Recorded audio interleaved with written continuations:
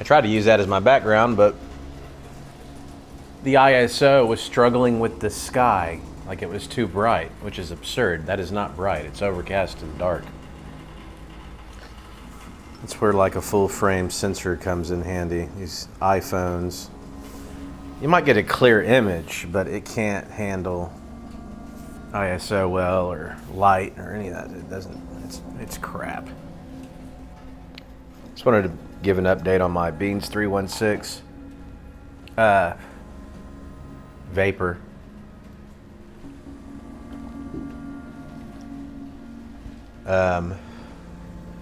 Again, it's a mixture of 50% by volume. Capstan blue with equal amounts of Cornell and Deal exclusive.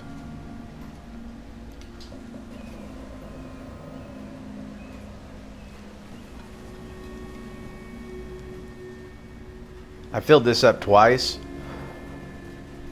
This is the second time I filled it up, and I'm not going to fill it up anymore. I wound up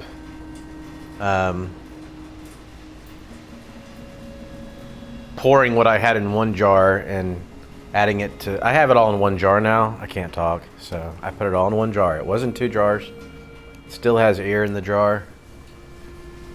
It's really good. It's really good stuff. I do want to experiment with it. So I'm going to keep what I have, and I'm really going to let that age about a year. I'll smoke it in 6 months from now, but I still want to put some real age on it.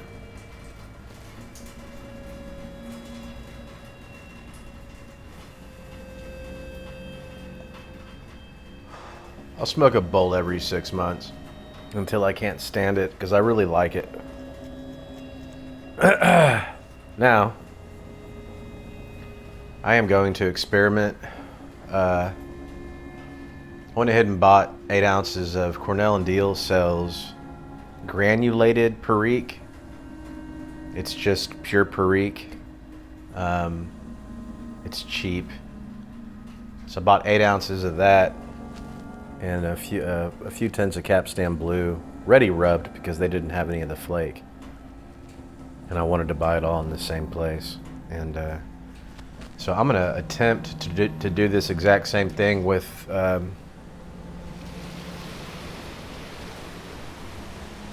pure Perique. I want to avoid the other added red Virginias that are in the exclusive. And I'm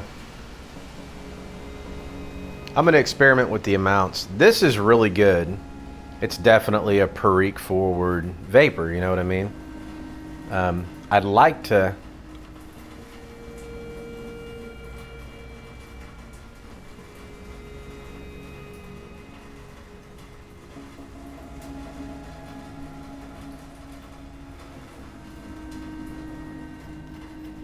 like I said, I'd like to experiment with it and do a 25-75, a 20-80, a 10-90, you know, a 30-70, different ratio mixtures.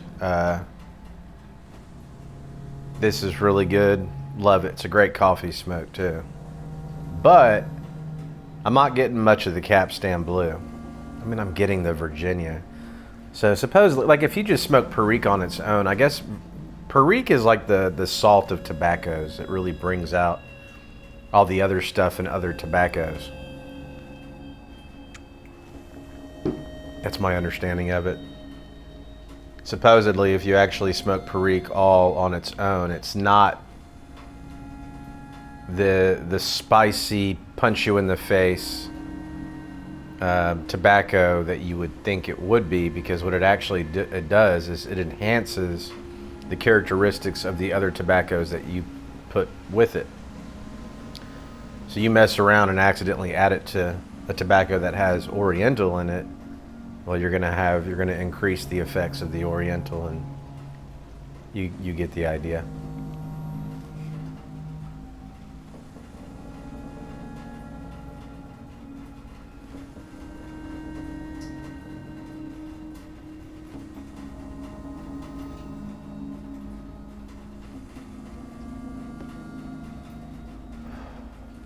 but it's really good. I want to see what it does after it actually melds. I mean, this is a day. It hasn't melded.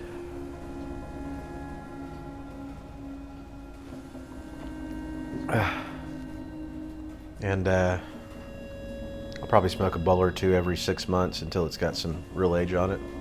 In the meantime, I'm gonna play around with it. You get a decent idea as to what it's gonna do just by simply mixing it and smoking it immediately. Someone came into my comments, was like, why don't you smoke it now so you have an idea what to compare it to when you go back to smoke it in 6 months or a year.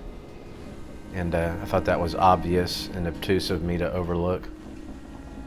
So that's what I'm doing. It's really good.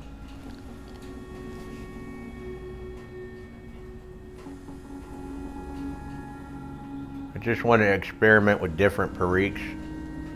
The question is, you know, if exclusive makes, if C&D makes the exclusive, the Perique that I'm buying all on its own, it's, you know, I would imagine that's probably the same Perique they use in exclusive, which is fine.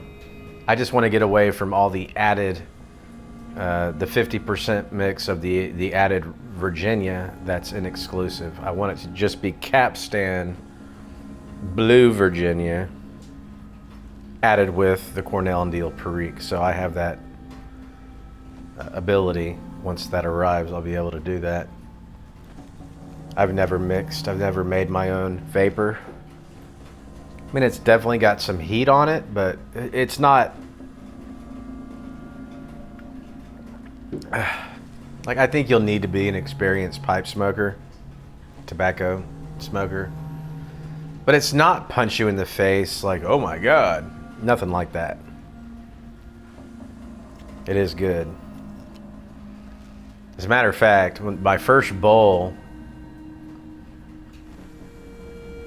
I left Beans a message, a long voice note, and I was like, let me just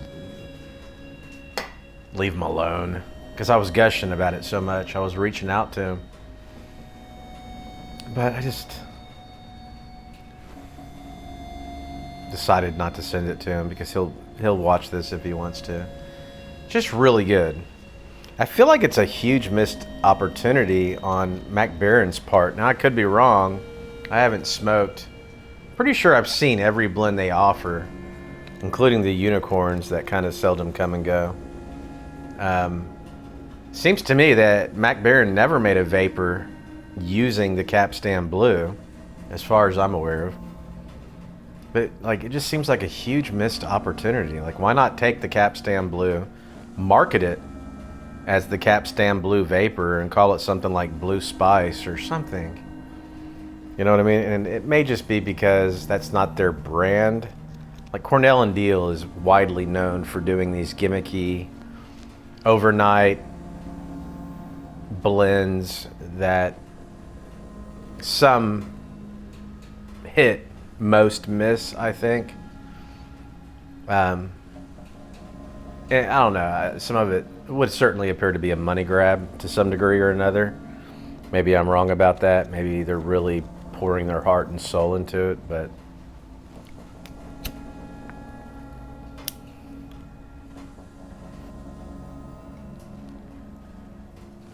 I don't think so. I think some of them are legit. A lot of them are just money grabs. And I guess maybe Mac Baren, their brand, their image was not one to be.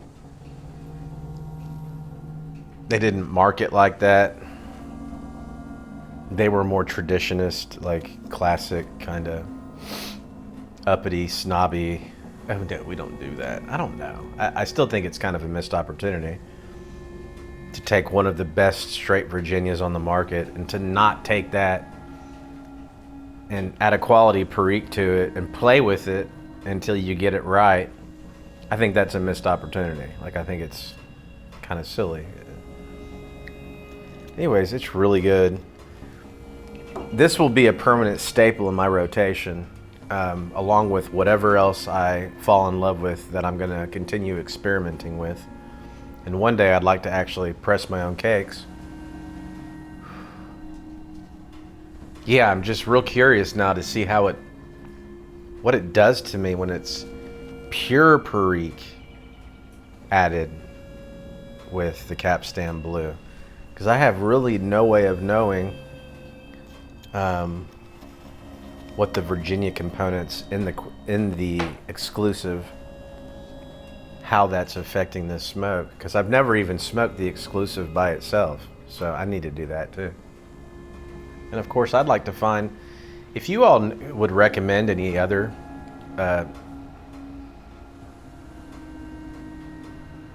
pure Perique tobaccos that are good for are good to get to use for blending, please let me know.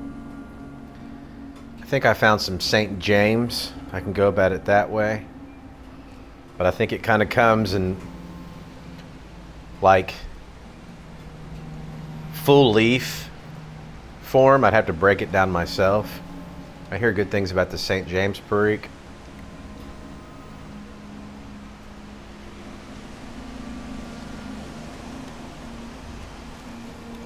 And of course, I think it's all in the way. It's all in the way you age it and process it that really gives it its actual flavoring components. How long you age it and ferment it and how you go about doing it.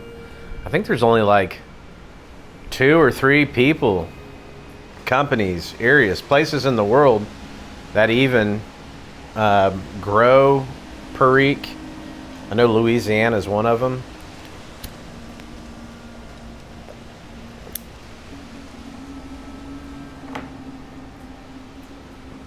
Not grow, but I mean process the actual tobacco. I think it's kind of intensive.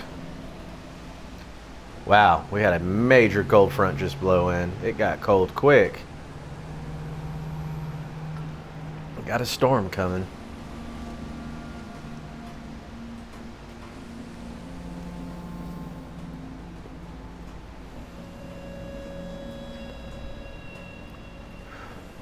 Anyways, I think this stuff is excellent. It is really good.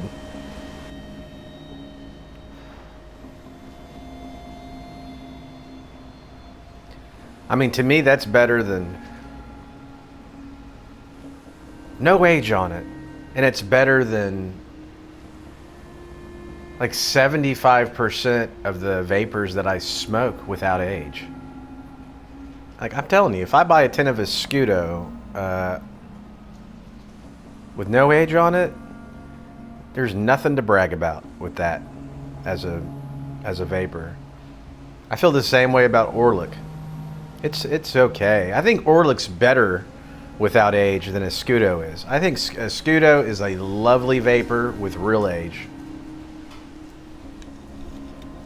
I think that's one deceptive problem with a lot of Virginias and vapors is it's the one blend you really have to put age on it to judge it.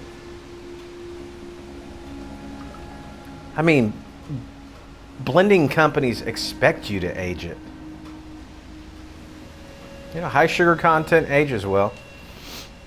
And I remember when I was a noob and I first smoked a Scudo, and I was just like, kind of strong, and it hurt me, and wasn't a whole lot going on. Of course, I hadn't developed my palate either. But I think that's the problem if you end up really liking vapors and Virginias. It becomes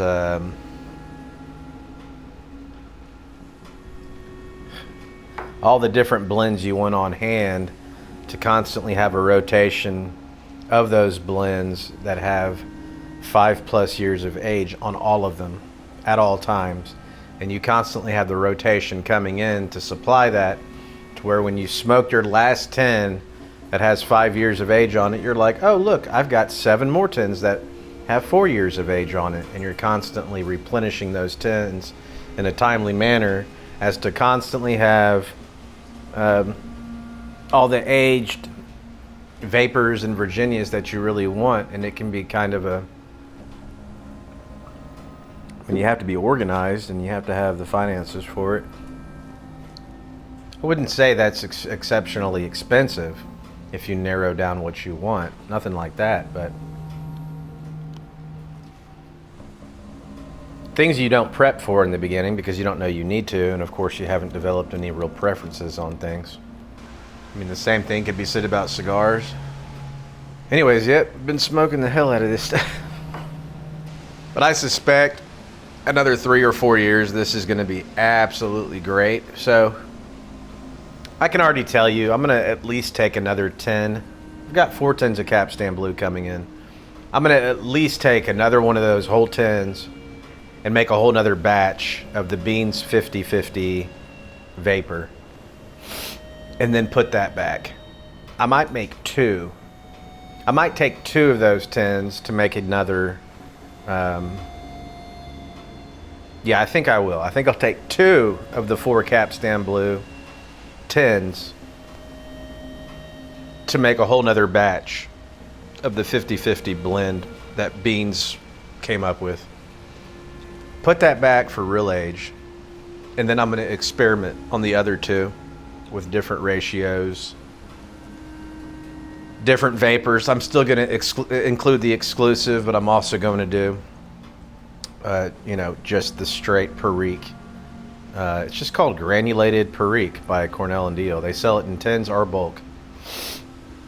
And from reading the comments, I guess I don't know how long that's been out, but I guess there was a time where it was hard to get because everyone was buying it. So I don't know if that's because it's just a few years. It's only been on the market a few years, and in the beginning no one could get it because everyone was gushing over it, or what the deal is. Shit, I'm getting cold. But hell yeah, man, like in the future, if I had a garage, I'd rig up a pressing machine inside some thick scheduled CPVC or something and press my own cakes, wrap it in a hot blanket, get that stuff warmed up. I would definitely try this blend and others. I know this is a long video, but some of my content, I think I mean for people to passively listen to it while they smoke a pipe, or I just expect they'll shut it off at some point. I don't care. I went through a period back in 2011 where I had like a year and a half or 2 straight years of free time. I had money. I was young and dumb enough to not get too worked up over my future at that time. So I felt comfortable in a situation I shouldn't have felt comfortable in. Ignorance is bliss. I had a strong resume. I thought I could bounce back at any second, yada, yada, yada. There was a lot of things that brought me comfort. It wasn't just stupidity or anything like that. But it was still a bit... I wouldn't feel that comfortable today being in that position. But when you have time to take naps when you need naps, and to take walks, and to cook healthy meals, and to spend time on yourself, it's an amazing thing. It's not the money that matters. It's the time money can buy you that fucking matters. And it is an amazing thing. You begin to notice who you are and different elements of things around you that you appreciate that you never saw before. It's just a rear view mirror blur that you don't notice when you're going to work and rushing to come home and rushing to run errands. So I guess my point is, when I do these dumb long videos, I suppose it's more intended for those kinds of people who are retired. I can honestly say that was probably my last season of rest, 2011 and 12. Haven't had one since. Restful seasons, like King Solomon would speak of, there's a season for everything. They don't come often. It's hard to see what's stolen from you. It's hard to see how valuable the moment is when you're so busy working for a future that never comes. And you're so busy juggling responsibilities and planning for a future that never really actually ever arrives. If you could show someone how valuable the moment is and allow them to absorb themselves in that and introspectively interface through those invaluable moments, being at one with themselves. And I'm not saying that in some new age type way. I'm just saying your full essence is on deck. Like I said, I go back 2011, 2012. It's like everything was different. It's like the black and white TV turned on color.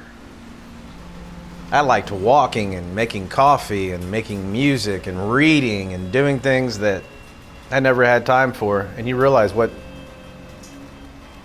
I think I experienced something a lot of people don't ever get a chance to experience until they're retired. You know what the problem is? You're a slave.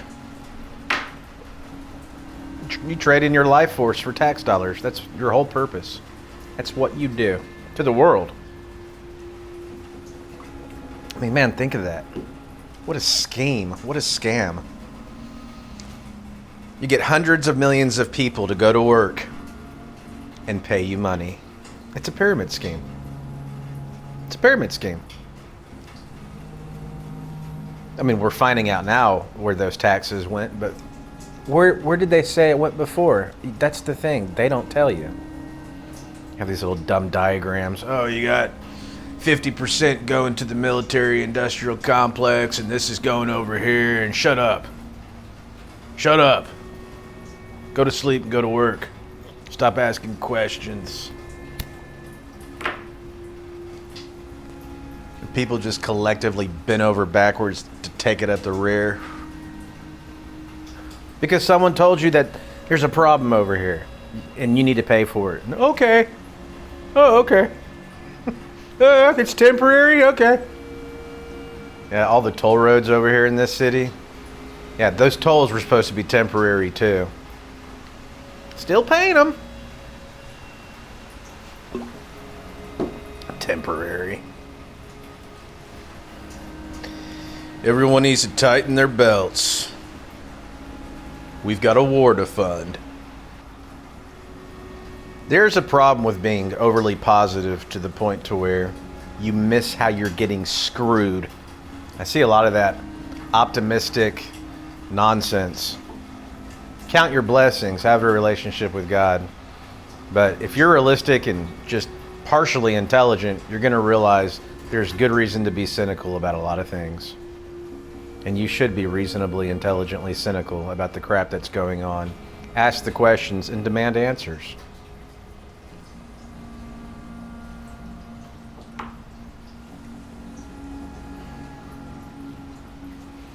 Well, my father did it, and his father did it. Yeah, well. So did Sodom and Gomorrah. It's like this Doge recovery, 20% back to the people. I got in this loop where I transferred companies, and I swear to God, same hourly pay at one company, working this based on a 40-hour work week. I went to another company, and I swear to God, they were taking out more taxes. So I get with HR, I changed my W-4 up, I figured I did something wrong. Then they started taking out the bare minimum. So when it came for tax time, I went and filed. I owed like almost $3,000. So now I'm stuck in this loop where I rely on that extra 100 a week, 120, 150 a week. But at that same time, I really can't afford to pay all that off at the end of the year. But I'm stuck in this loop now, so it's like by the time I receive this Doge payment, they're just going to give me back money that was stolen from me that I'm going to have to give right back to the cartel that stole it from me to begin with. It's just such a vicious damn loop. Last 5 years for me has been like Live, Die, Repeat or Groundhog Day, the movie. I live to work. I work to live. Which is fine. That's been the majority of my life, but there's no incentive anymore at this point. There was kind of never any incentive. Now there's definitely no incentive. It's just to stay alive. That's the incentive. You want to keep breathing? Go to work. No quality of life is what I mean. No planning. We got real problems in this country financially. And there's still a lot of older people who don't get it. I read comments. There's people who have had paid off homes for decades and they're living off their retirement. And they lived in a different economy. They have no clue what 18-year-old kids getting out of high school, joining the workforce, are dealing with. They're like, why can't you? I don't understand. I've experienced both. Bad economies, strong economies. I remember when $10 would buy Chinese food for 2 people. Like, I was there for all of it. Cheap rent, good overtime. It's dead. It's gone. It does not exist. I'm cold. I think I'm going to end this recording. This is good stuff. I highly recommend it.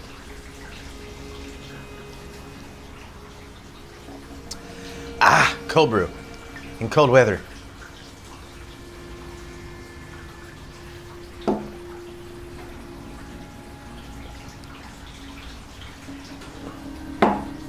Well, y'all be blessed.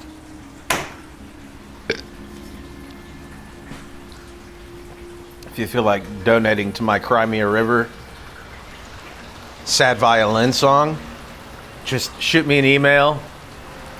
You can send me money. It's fine. I'll take it. See? The sky's crying for me. Y'all be good.